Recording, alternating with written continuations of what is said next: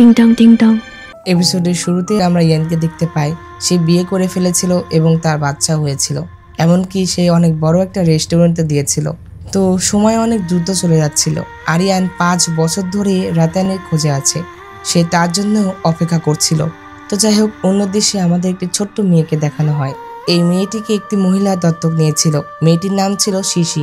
মহিলাটি শিশিকে খাবার খাওয়াচ্ছিল। এক পর্যায়ে শিশি যখন খাবার খেতে চায় না, তখন সে তাকে একটি জোরে চড় মারে, যেটাতে শিশি রেগে গিয়ে তার রুমে গিয়ে গেট আটকিয়ে দেয়। এরপরে সে শুয়ে পড়ে, কিন্তু সে শোয়ার নাটক করেছিল। রাতের বেলা সে ঘর থেকে বের হয়ে আসে। তো এই ছোট বাচ্চাটিকে সেটা তো কিছুক্ষণ পরে জানতে পারবে। শিশি যখন রাস্তা দিয়ে যাচ্ছিল, তখন আরিয়ানও তার গাড়ি নিয়ে সেখান দিয়ে যাচ্ছিল। তখন আরিয়ান শিশিকে দেখতে পায়। সে দেখে যে একটা ছোট বাচ্চা এইভাবে এত রাতে একা একা যাচ্ছে, যেটাতে সে তার কাছে আসে। তখন সে তাকে জিজ্ঞাসা করে যে এত রাতে তুমি এখানে কি করছো, কিন্তু শিশি তাকে কোনো উত্তর দেয় না। তখন আরিয়ান বলে যে আচ্ছা ঠিক আছে, তোমার উত্তর দিতে হবে না, কিন্তু আমি কি তোমাকে সাহায্য করতে পারি? আর তুমি কি আমাকে তোমার নাম বলতে পারবে? তখন শিশি বলে যে যখন তুমি আমাকে খাওয়ার কিছু দিবে তখনই তোমাকে আমি নাম বলবো। কিন্তু আরিয়ান যখন শিশির চেহারা দেখে, তখনই তার কিছু একটা মনে পড়ে। আসলে এটা রাতানের ছোটবেলার চেহারা ছিল, যেটা কিনা আরিয়ান তার স্মৃতিতে দেখেছিল। তার মানে রাতানের পুনর্জন্ম হয়ে গিয়েছে, আর সে এখন বাচ্চার রূপে আছে। তবে আরিয়ানের শুধুমাত্র কিছু সন্দেহ ছিল, সে এখন নিশ্চিত ছিল না যে এটাই রাতান। তখন সে শিশিকে একটি মার্কেটে নিয়ে আসে, সেখানে সে অনেকগুলো জিনিস কিনে দেয়। তো এরপরে আরিয়ান শিশিকে তার বাড়িতে নিয়ে আসে। আর বাড়িতে আসার পরে আরিয়ান শাকালের একটি যন্ত্রের মাধ্যমে নিশ্চিত করে যে এটাই রাতান, কারণ শাকালের যন্ত্রটি তৈরি করা হয়েছিল রাতানকে ধরার জন্য। আর এটার মাধ্যমে বোঝা যেত যে রাতান কোথায় আছে। এটা দেখে আরিয়ান বিশ্বাসই করতে চায় না। সে খুশিতে আত্মহারা হয়ে যায়, সে খুশিতে কান্নাও করে। এরপরে আরিয়ান আদির সাথে কথা বলে। আদি আরিয়ানকে বলে যে আমার গুরুজি অর্থাৎ অমরজি বলেছে যে দুনিয়াতে কোনো মানুষই এত তাড়াতাড়ি দ্বিতীয়বার পুনর্জন্ম নিতে পারে না। প্রকৃতির একটা নিয়ম আছে, এটার বিরুদ্ধে যে যাবে তাকে শাস্তি দেওয়া হবে। তো যাই হোক, এরপর থেকে আরিয়ান রাতানকে সুন্দরভাবে দেখভাল করতে শুরু করে। শিশি অর্থাৎ রাতান যা যা চাইতো আরিয়ান থেকে তাইতে এনে দিত। আসলে রাতান প্রকৃতির নিয়মের বিরুদ্ধে জন্মগ্রহণ করেছে, অর্থাৎ সে ইচ্ছে করে খুব তাড়াতাড়ি পুনর্জন্ম নিয়েছে, যেটাতে রাতান বেশি দিন এই পৃথিবীতে থাকতে পারবে না। তো যাই হোক, এরপরে আরিয়ান রাতানকে একটি রেস্টুরেন্টে নিয়ে আসে, যেখানে রাতান খাবার টেবিলে একটি চামচ হাতে নেয় আর সেটার দিকে তাকে এইভাবে জিভা বের করছিল। তখন আরিয়ান বলে যে তুমি কি সারা জীবন এইভাবে থাকবে নাকি? এই কথা শুনে রাতান চামচটি নিচে ফেলে দেয়, যেটা দেখে আরিয়ান যখন চামচ তুলতে যায়, তখন সে উপরের দিকে তাকিয়ে দেখে যে রাতান বড় হয়ে গিয়েছে, অর্থাৎ সে তার আসল রূপে চলে এসেছে। এটাতে আরিয়ান অনেক অবাক হয়ে যায়। তখন রাতান আরিয়ানকে বলে যে যদি আমি এমন ভাবেই থাকি তাহলে তুমি কি করবে, তুমি কি বা করতে পারো? আমি তোমাকে বলেছিলাম নিজের অতীতের সম্পর্কে ভাবা একটা পাগলামি, মানুষকে তার ভবিষ্যৎ নিয়ে ভাবা উচিত। তখন আরিয়ান বলে যে রাতান, আমি শুধু তোমাকে খুঁজতে চাই, তুমি আমার ভবিষ্যৎ। এই কথা বলার সাথে সাথে চামচটি আবারও পড়ে। তখন আরিয়ান তুলে দেয়, আর আমরা দেখতে পাই রাতান তার ছোট অবস্থাতেই ছিল। তো এখানে কিন্তু একটা কথা যে আরিয়ান কিন্তু এটা জানতো না যে রাতানের এই অবস্থা, অর্থাৎ রাতান যে এত তাড়াতাড়ি জন্মগ্রহণ করেছে আর যার জন্য সে মারা যেতে চলেছে, অর্থাৎ সে বেশি দিন এই পৃথিবীতে থাকতে পারবে না, যেটা আরিয়ান আদির মাধ্যমে জানতে পারে, যেটাতে সে কান্নায় ভেঙে পড়ে। তখন আদি সলিউশন দেয় যে রাতানকে বাঁচানোর শুধুমাত্র একটাই উপায় আছে, তাকে কোনো একটা জিনিয়ার শক্তি দিতে হবে। কিন্তু আমরা এই আরো একটি জিনিয়া কোথায় পাবো? তখন ইয়ান আদিকে বলে যে আরে আরিয়ানের কাছেই তো বায়ের শক্তি আছে, সে তাকে এটা দিলেই তো সে বেঁচে যায়। তখন আবার আদি তাকে মেরে বলে যে আরে পাগল, আরিয়ান তো সেই বায়ের শক্তি দিয়ে এখন দাঁড়িয়ে আছে, সে যদি তাকে এই শক্তি দিয়ে দেয় তাহলে সে তো মারা যাবে। তো যাই হোক, এরপরে আরিয়ান রাতানকে নিয়ে একটি পাহাড়ের চূড়ায় আসে। এই সময় রাতান সম্পূর্ণ বড় রূপে ছিল, অর্থাৎ সে তার আসল রূপে ছিল। রাতান ছোট বাচ্চার রূপে থাকতে থাকতে মাঝে মধ্যে আবার তার আসল রূপেও আসতো, কিন্তু সে তার আসল রূপে বেশিক্ষণ থাকতে পারতো না। তখন সেই দৃশ্যটা আরিয়ান আর রাতান একসাথে দেখে। রাতান আরিয়ানকে বলে যে তার এই পৃথিবীর সবকিছুই ভালো লাগে, এই যে বৃষ্টি, তারপরে পাখির ডাক, সবকিছু, কিন্তু সে নিজেকে ধরে রাখতে পারবে না। এ কথা বলার পর রাতান আবারও ছোট বাচ্চা হয়ে যায়। আরিয়ান এগুলো দেখে কান্না করছিল। তো যাই হোক, এর পরের দৃশ্যে আমরা দেখতে পাই রাতান আবারও তার আসল রূপে চলে এসেছিল, আর এইবার সে অনেক টাইম ধরেই তার আসল রূপে ছিল।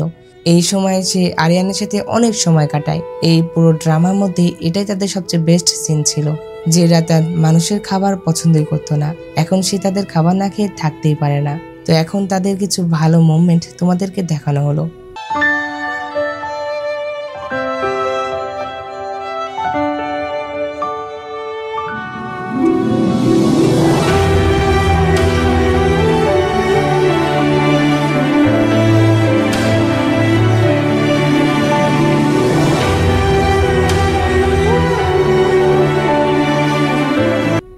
এরপরে আরিয়ান আর রাতান একটি জায়গায় বসেছিল। তখন রাতান আরিয়ানকে বলে যে আমি অনেক তাড়াতাড়ি চলে এসেছি তাই না, হয়তো আমার তোমাকে কিছু একটা বলার ছিল। এটাতে আরিয়ান বলে যে আমিও তোমাকে ভালোবাসি। তখন রাতান বলে যে তাহলে তুমি সবকিছুই জানো। তখন আরিয়ান বলে যে হ্যাঁ, তুমি এই দুনিয়াতে আবার এসেছো কারণ তুমি মানুষ হতে চেয়েছিলে এবং প্রতিদিন হাসি খুশি থাকা, সূর্য অস্ত যেতে দেখা। তুমি এমন একটা জীবন চেয়েছিলে তাই না, কিন্তু তোমার হয়তো মনে নেই আমার কাছে বায়ের শক্তি আছে। এই কথা শুনে রাতান বলে যে এটার মানে কি হলো। এই কথা বলার সাথে সাথে আরিয়ান রাতানকে ম্যাজিক করে অজ্ঞান করে দেয়। আসলে আরিয়ান তো জানতো যে রাতানের হাতে আর বেশি সময় নেই। যদি তাকে কোনো জিনিয়া শক্তি না দেওয়া হয় তাহলে তো সে বেশি দিন থাকতে পারবে না। আর আরিয়ানও সিদ্ধান্ত নিয়েছিল যে সে তাকে তার শক্তি দিয়ে দেবে, যেটাতে রাতান সম্পূর্ণরূপে মানুষ হতে পারে, এমনকি সে তার সকল ইচ্ছা পূরণ করতে পারে। এই পরের দৃশ্যে দেখতে পাই ইয়ান আরিয়ানকে সেই পাহাড়ের চূড়ায় নিয়ে এসেছিল যেখানে আরিয়ান আর রাতান এসেছিল। এটাই আরিয়ানের শেষ সূর্য উদয় ছিল। সে শেষবারের মতো সূর্য উদয় দেখতে এসেছিল। আসলে সে রাতানকে তার সম্পূর্ণ পাওয়ার দিয়ে এসেছে আর তার হাতে বেশি সময় ছিল না। তো কিছুক্ষণের মধ্যেই আরিয়ান বেহুশ হয়ে যায়, এমনকি সূর্য ওঠার আগেই। সে শেষ সূর্য উদয়ও দেখতে পেল না। অন্যদিকে রাতানের আবারও পুনর্জন্ম হয়েছিল। এইবার সে আর দ্রুত বড় হয়নি, বরং সে আস্তে ধীরে ছোট থেকে বড় হচ্ছিল। তো রাতান তার সম্পূর্ণ শৈশবকাল কাটিয়ে বড় হয়ে যায়। রাতানের কিন্তু সকল স্মৃতি মুছে গিয়েছিল। তার আরিয়ান বা সাকাল এদের সম্পর্কে কোনো কথাই মনে নেই। একদিন রাতান তার ফ্রেন্ডের সাথে স্টাডি ট্যুরে এসেছিল, কিন্তু সেখানে সে হঠাৎ করে অজ্ঞান হয়ে যায়, যেটাতে তার ফ্রেন্ডরা পাশের একটি রেস্টুরেন্টে তাকে নিয়ে এসেছিল। আর যে রেস্টুরেন্টটাই ইয়ানের ছিল। আসলে তারা এই গ্রামে স্টাডি ট্যুরে এসেছিল। তো তখন ইয়ান রাতানকে দেখতে পায়। রাতানকে দেখে ইয়ান একদমই থমকে যায়। তখন ইয়ান বলে যে তাহলে এত বছর পর আপনি আবার ফিরে আসলেন। ইয়ান তো অনেক বুড়ো হয়ে গিয়েছিল। এরপরে ইয়ান রাতানকে আরিয়ানের কাছে আনছিল আর তাকে বলছিল যে আপনি যে এত তাড়াতাড়ি চলে আসবেন এটা আমি ভাবতেই পারিনি। তখন রাতান ইয়ানকে বলছিল যে মিস্টার ভিগি, আপনার হয়তো কোথাও ভুল হচ্ছে, আমি রাতান না, আমার নাম শিশি। আসলে রাতানের তো কিছু মনে ছিল না। তখন ইয়ান বলে যে আপনি যে প্রশ্নের উত্তরগুলো জানতে চাচ্ছেন সেটা আপনি এখানে পাবেন। এই কথা বলে সে আরিয়ানের কাছে নিয়ে আসে। তখনই আমরা একটি ফ্ল্যাশব্যাক দেখতে পাই। আরিয়ান রাতানকে তার বাড়িতে নিয়ে এসেছিল। তখন সে আদির কাছ থেকে এটাও জেনে নিয়েছিল যে সে চাইলে রাতানকে শক্তি দিতে পারবে, এমনকি সে তার স্মৃতিও মুছে দিতে পারবে। তো তখন আরিয়ান রাতানকে তার শক্তি দিয়ে দিয়েছিল আর তার স্মৃতি মুছে দিয়েছিল। আরিয়ান রাতানের স্মৃতি মুছে দিয়েছিল, যেটাতে সে যেন কোনো টেনশন ছাড়াই বড় হতে পারে, এমনকি সে যেন একটা ভালো লাইফ লিড করতে পারে। তো রাতানকে ভালো জীবন দেওয়ার জন্য আরিয়ান তার জীবন বাজি রেখে দিল। আসলে এটা বলতে গেলে সে তার জীবন দিয়ে দিয়েছে, কারণ সে বর্তমানে কোমাতে ছিল। তখন রাতান আরিয়ানের কাছে আসে। সে আরিয়ানের কপালে হাত ঠেকালে সে তার সকল স্মৃতি দেখতে পায়, একদম শুরু থেকে শেষ পর্যন্ত। তো এটা দেখার পরে রাতানের সকল স্মৃতি চলে আসে, যেটা দেখে রাতান কান্না শুরু করে। তো তখন রাতান আরিয়ানের সাথে কিছু কথা বলে। এরপরে রাতান আরিয়ানকে নিয়ে জঙ্গলে চলে আসে। সে আরিয়ানকে হুইল চেয়ারে বসিয়ে রেখেছিল। তো তখন ইয়ান আরিয়ান আর রাতানকে শেষবারের মতো বিদায় জানাতে আসে। আসলে রাতান এখন সারা জিন্দেগির জন্যই আরিয়ানকে নিয়ে এখানেই থাকবে। সে সারা জীবনটা তার সাথে এইভাবেই কাটিয়ে দিতে চায়।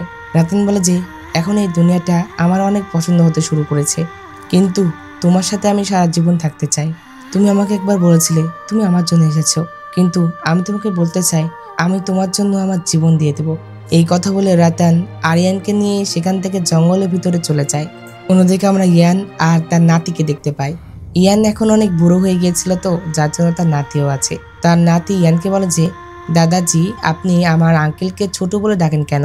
অর্থাৎ সে ছোটর কথা বলছিল আর কি, যে কিনা এখন তার দাদা বয়সী হয়ে গিয়েছে। তখন ইয়ান তার নাতিকে বলে যে কারণ তাকে আমি অনেক ছোট একটা রুমে পেয়েছিলাম, যার জন্য। তুমি কি একটা গল্প শুনতে চাও? তখন তার নাতি বলে যে হ্যাঁ। তখন ইয়ান বলে যে আমি তোমাকে একটি এলিয়েন নিয়ে গল্প শোনাবো। তখন আমরা তাদেরকে জিনিয়া বলতাম। এটা অনেক বছর আগের কথা। তখন একটা জিনিয়া ছিল যার নাম রাতান। সে অনেক শক্তিশালী ছিল। তো ইয়ান এই গল্প বলতে বলতেই চলে যাচ্ছিল।